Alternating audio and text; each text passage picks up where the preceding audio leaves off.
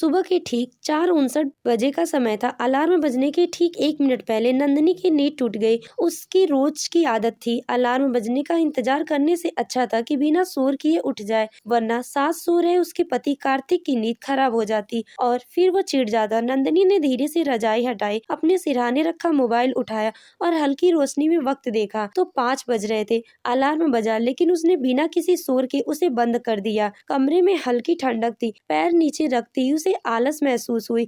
उसने खुद से कहा, बस 2 मिनट और सो लेती हूँ, लेकिन फिर खुद को डांटते हुए बिस्तर से उठ गई। अगर अब नहीं उठी तो फिर सारा दिनचर्या बिगड़ जाएगा। यह सोचते हुए अपने भारी शरीर को घसीटते हुए बाथरूम की ओर बढ़ गई। आज बहुत थकान हो रही। उसने पानी के छींटे चेहरे पर मारे और खुद को शीशे में देखा। आंखों के नीचे हल्के डार्क सर्कल के घेरे उभर आए थे, लेकिन यह नई बात नहीं थी। जल्दी से मुंह धोकर बालों को संवारते हुए उसने सोचा, काश कभी तो कोई कहे, आज तुम मत उठो, आज तुम्हें आराम करना चाहिए। लेकिन ऐसा कभी नहीं हुआ और शायद आगे भी होगा भी नहीं। बाथरूम में निकलते ही वह सीधा किचन में गई। एक चूल्हे पर गर्म पानी करके सास को गर्म पानी दिया। फिर सब्जी निकालते हुए सोचने लगी, आज क्या बनाए। रात को सोच नहीं पाई थी क्योंकि अचानक मामी जी का परिवार आ गया था। मेहमानों की खातिरदारी में इतनी व्यस्त हो गई थी कि सोचते सोचते देर हो गई और सुबह आँख खोलने में भी देर हो गई। चलो भिंडी बना लेती हूँ। यह सोचते ही वह जल्दी जल्दी भिंडी काटने लगी। सामने सास आराम से गर्म पानी पी रही थी।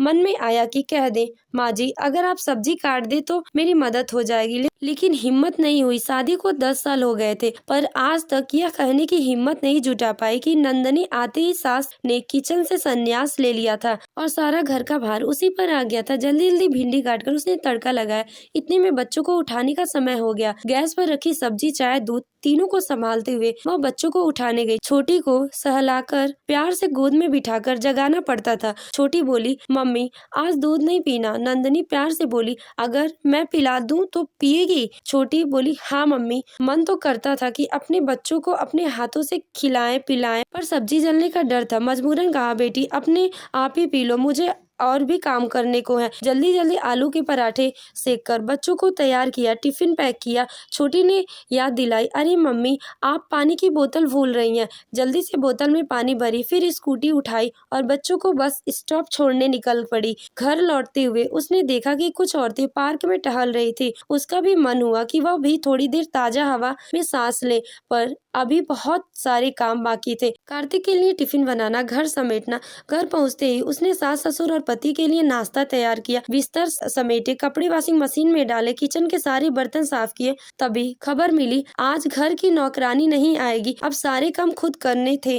किसी तरह काम निपटाकर दोपहर का खाना बनाया। फिर बच्चों को स्कूल से लाने का समय हो गया। छोटी को 2 बजे लेकर आई, उसे खाना खिलाया, उसके कपड़े बदले और उसे सुलाया। जैसे ही खुद आराम करने के लिए लेटी तो बड़े बेटे को लेने का समय हो गया। ससुर जी भी तो ला सकते थे। यह सोचकर मन खट्टा हो गया, पर यह भी तो उसका ही काम था। घर आते ही बच्चों को खाना दिया, उनके होमवर्क करवाए, छोटी को स्पेलिंग याद करवाई, अंश का मैथ का टेस्ट तैयार करवाया। कब शाम के 6 बज गए पता ही नहीं चला। सास ससुर जल्दी खाना खा लेते थे, इसीलिए तुरंत सब्जी और बच्चों के लिए दूध चढ़ाया। शाम को पार्क में औरतों को टहलते देखना नंदनी के लिए रोज का सपना बन चुका था, पर उसने कार्तिक के घर आने से पहले चाय बनाई थी। चाय पकड़ाकर कप उठाने ही वाली थी कि कार्तिक चिल्लाया, नंदनी मेरा टॉवल कहाँ है? नंदनी ने घबराते हुए बोला, मैंने उसे धोकर बाहर सूखने के लिए डाला है, अभी लाती हूँ। नंदनी दौड़कर टॉवल ले आई। तभी सासू माँ और ससुर जी की आवाज कानों में पड़ी, पता नहीं सारा दिन क्या करती रहती है, घर में बस आराम करती रहती है। नंदनी के हाथ रुक गए। यह सुनकर नंदनी को गहरा झटका लगा, लेकिन यह सब सुनकर भी कार्तिक चुप रहा। पति से ही एक औरत की उम्मीद होती है और जब वही नहीं समझे तो जीवन का कोई अस्तित्व नहीं रह जाता। सुबह नंदनी ने रोज की तरह सारे काम किए, फिर अपने और छोटी के कपड़े पैक करके कार्तिक को फोन किया, मैं कुछ दिनों के लिए मायके जा रही हूँ, माँ ने बुलाया। कार्तिक सवाल किया, अचानक क्यों? वहाँ रुकने की क्या जरूरत है? नंदनी ने जवाब दिया, माँ को देखना है और मेरी तबीयत भी ठीक नहीं लग रही है, वहाँ थोड़ा आराम कर लूंगी। कार्तिक ने चिढ़कर कहा, आराम तो यहाँ भी कर सकती हो।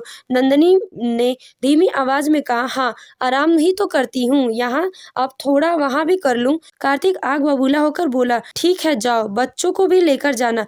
नंदिनी बोली, हाँ, छोटी को लेकर जा रही हूँ और अंश के एग्जाम चल रहे हैं, उसे यहीं रहना होगा। यह कहकर नंदिनी ने फोन काट दिया। जाते समय सास ससुर के पैर छुए, पर उन्होंने रोकने की जरूरत नहीं समझी। शायद कार्तिक से बात हो गई थी, इसीलिए वे गुस्से में देख रहे थे। सुबह कार्तिक लेट उठा, बेटे का स्कूल छूट गया। सास ने मुश्किल से चाय बनाई, नाश्ता बाहर से मंगवाया। दोपहर के खाने की चिंता सताने लगी।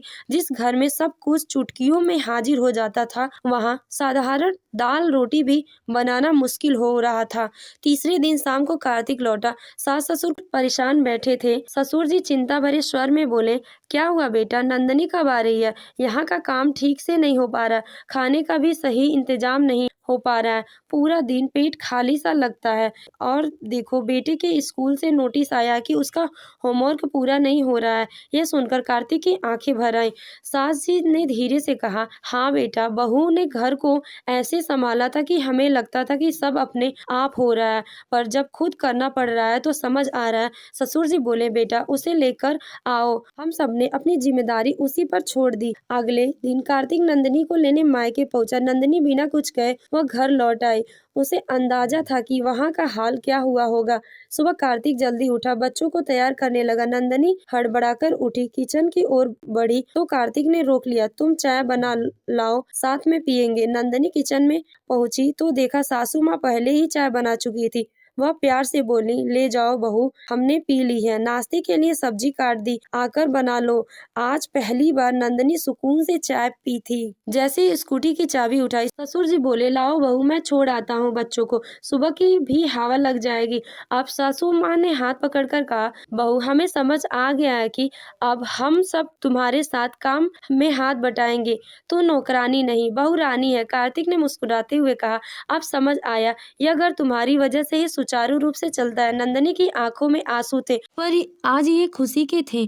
एक अच्छी बहू पूरे घर को अकेले संभालती है, हर जिम्मेदारी निभाती है, लेकिन अक्सर सास ससुर और पति के काम की कद्र नहीं करते। जब तक वह बिना शिकायत सब कुछ करती रहती है, तब तक उसकी मेहनत सामान्य माना जाता है, लेकिन जब वह कुछ दिनों के लिए दूर चली जाती है, तभी परिवार को एहसास होता है कि उसका योगदान कितना महत्वपूर्ण था।